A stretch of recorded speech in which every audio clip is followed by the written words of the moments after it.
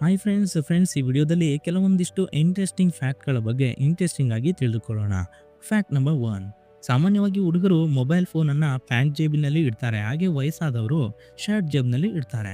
ಹಾಗೆ ಹೆಂಗಸರು ಕೆಲವರು ಪರ್ಸ್ನಲ್ಲಿ, ಇನ್ನು ಕೆಲವರು ತಮ್ಮ ಬ್ಲೌಸ್ ಒಳಗಡೆ ಇಟ್ಟುಕೊಳ್ತಾರೆ. ಈ ರೀತಿ ಇಟ್ಟುಕೊಳ್ಳೋದ್ರಿಂದ ಎಷ್ಟು ಡೇಂಜರಸ್ ಇದೆ ಗೊತ್ತಾ? ಹೆಂಗಸರು ಬ್ಲೌಸ್ನಲ್ಲಿ ಇಡೋದ್ರಿಂದ ಚೆಸ್ಟ್ ಕ್ಯಾನ್ಸರ್ ಬರುತ್ತೆ. ಕಾರಣ, ಮೊದಲು ಕಾಲ್ ಅಥವಾ ಮೆಸೇಜ್ಗೆ ಮಾತ್ರ ಫೋನನ್ನು ಯೂಸ್ ಮಾಡ್ತಾ ಇದ್ವಿ. ಆದರೆ ಈಗ ಕಾಲ ಬದಲಾದಂತೆ ರೇಡಿಯೇಷನ್ ಜಾಸ್ತಿ ಇರುವ ಸ್ಮಾರ್ಟ್ಫೋನ್ಗಳು ಬಂದಿವೆ. ಇದರಲ್ಲಿ ಬ್ಲೂಟೂತ್, ವೈಫೈ, ವೈರ್ಲೆಸ್ ಆಕ್ಸೆಸ್ ಹಾಗೆ ಇಂಥ ರೇಡಿಯೇಷನ್ಗಳು ಮನುಷ್ಯನ ದೇಹಕ್ಕೆ ಹಾನಿಕಾರಕ. ಹಾಗೆ ಜೇಬ್ನಲ್ಲಿ ಇಡೋದ್ರಿಂದ ಈ ರೇಡಿಯೇಷನ್ನಿಂದ ದೇಹದ ಒಳಗೆ ಟ್ಯೂಮರ್ ಬೆಳೆಯುತ್ತಂತೆ. ಹಾಗೆ DNA ಮೇಲೂ ಕೂಡ ಪ್ರಭಾವ ಬೀರುತ್ತಂತೆ. ಹಾಗೆ ಈ ರೇಡಿಯೇಷನ್ ಆ DNA ಸ್ಟ್ರಕ್ಚರನ್ನು ಬದಲಾಯಿಸಬಹುದಂತೆ. ಹಾಗಾಗಿ ಈ ರೀತಿ ಪ್ಯಾಂಟ್ ಜೇಬ್ ಅಥವಾ ಬ್ಲೌಸ್ನಲ್ಲಿ ಇಟ್ಟುಕೊಳ್ಳುವುದು ಸೇಫ್ ಅಲ್ಲ. ಇಷ್ಟೊಂದು ಅಪಾಯವಿದ್ದರೂ ಸ್ಮಾರ್ಟ್ಫೋನ್ ಕಂಪನಿಗಳು ಯಾಕೆ ಎಚ್ಚರಿಸೋದಿಲ್ಲ ಅಂತ ಕೇಳಬಹುದು. ಇದಕ್ಕೆ ಉತ್ತರ, ಸ್ಮಾರ್ಟ್ಫೋನ್ ಖರೀದಿ ಮಾಡಿದಾಗ ಮ್ಯಾನುವಲಲ್ಲಿ ಹೇಗೆ ಮೊಬೈಲ್ ಯೂಸ್ ಮಾಡಬೇಕು, ಹೇಗೆ ಇಟ್ಟುಕೊಳ್ಳಬೇಕು ಎಂದು ಬರೆದಿರುತ್ತೆ. ಆದರೆ ನಾವು ಮೊಬೈಲ್ ಫೋನನ್ನು ಖರೀದಿ ಮಾಡಿದಾಗ ಮ್ಯಾನುವಲನ್ನು ಎಸೆದು ಮೊಬೈಲ್ ಫೋನನ್ನು ಇಟ್ಟುಕೊಳ್ತೀವಿ. ಆದರೆ ಕೆಲವು ಬ್ರ್ಯಾಂಡೆಡ್ ಕಂಪನಿಗಳಾದ ಆ್ಯಪಲ್, ಐಫೋನ್ಗಳಾದ ಕಂಪನಿಗಳು ಇಂಥ ಒಂದು ಸೂಚನೆಗಳನ್ನು ಮ್ಯಾನುವಲ್ ಆಗಿ ಇನ್ಸ್ಟ್ರಕ್ಷನನ್ನು ಮಾಡ್ತವೆ. ಆದರೆ ಬೇರೊಂದು ಸ್ಮಾರ್ಟ್ಫೋನ್ ಕಂಪನಿಗಳು ಈ ರೀತಿ ಇನ್ಸ್ಟ್ರಕ್ಷನನ್ನು ಕೊಡೋದಿಲ್ಲ.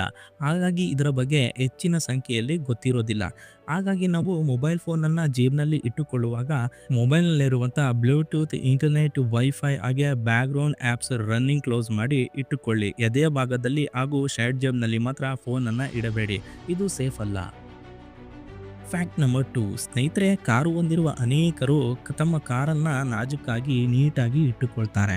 ಹಾಗೆ ಇನ್ನು ಕೆಲವರು ತಮ್ಮ ಕಾರ್ನ ಸೇಫ್ಟಿಗಾಗಿ ಸ್ಕ್ರ್ಯಾಚ್ ಅಥವಾ ಡ್ಯಾಮೇಜ್ ಆಗದಂತೆ ಅದನ್ನು ಆಲ್ಟ್ರೇಷನ್ ಮಾಡ್ತಾರೆ. ಹಾಗೆ ಫ್ರಂಟ್ ಆ್ಯಂಡ್ ಬ್ಯಾಕ್ ಬಂಪರ್ಗಳನ್ನು ಹಾಕಿಸ್ತಾರೆ. ಈ ರೀತಿ ಹಾಕಿಸಿಕೊಳ್ಳೋದ್ರಿಂದ ಒಂದು ವೇಳೆ ಆ ವಾಹನ ಅಪಘಾತವಾದರೆ ಆ ಕಾರಿನ ಏರ್ ಬ್ಯಾಗ್ ಓಪನ್ ಆಗೋದಿಲ್ಲ. ಯಾಕಂದರೆ ಕಾರು ಆಕ್ಸಿಡೆಂಟ್ ಆದಾಗ ಎಂಜಿನ್ಗೆ ಏಟ್ ಬಿದ್ದಾಗ ಅದು ಏರ್ ಬ್ಯಾಗ್ ಲಾಕ್ ಓಪನ್ ಆಗುತ್ತೆ.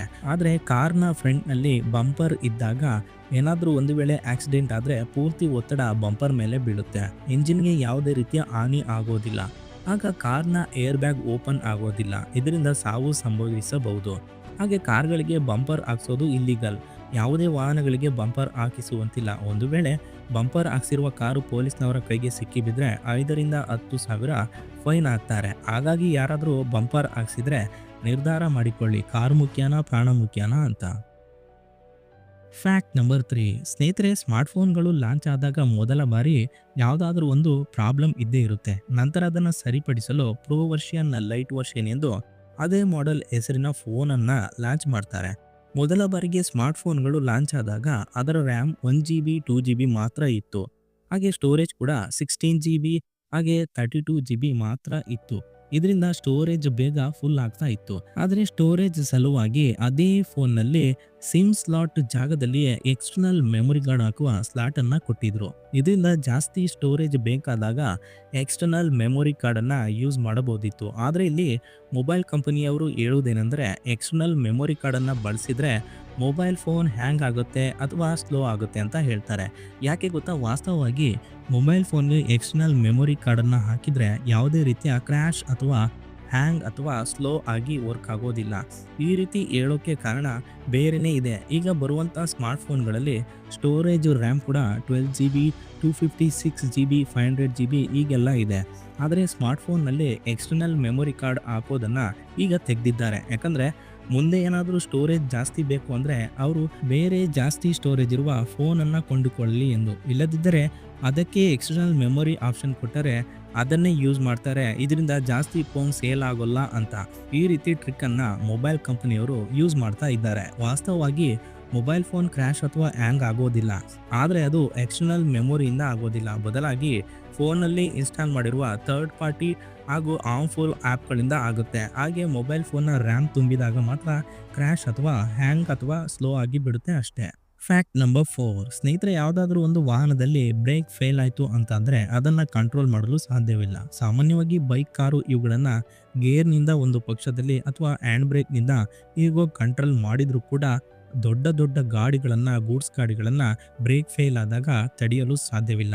ಈ ರೀತಿಯಾದ ಒಂದು ಬ್ರೇಕ್ ಫೇಲ್ ಆದಾಗ ವಾಹನಗಳನ್ನು ಕಂಟ್ರೋಲ್ ಮಾಡಲು ಬ್ರೆಜಿಲ್ ದೇಶದಲ್ಲಿ ಟ್ರಕ್ ವೇ ರ್ಯಾಂಪ್ ಅನ್ನು ನಿರ್ಮಿಸಿದ್ದಾರೆ. ಈ ರ್ಯಾಂಪ್ನಲ್ಲಿ ಬರೀ ಮರಳನ್ನು ತುಂಬಿಸಿದ್ದಾರೆ.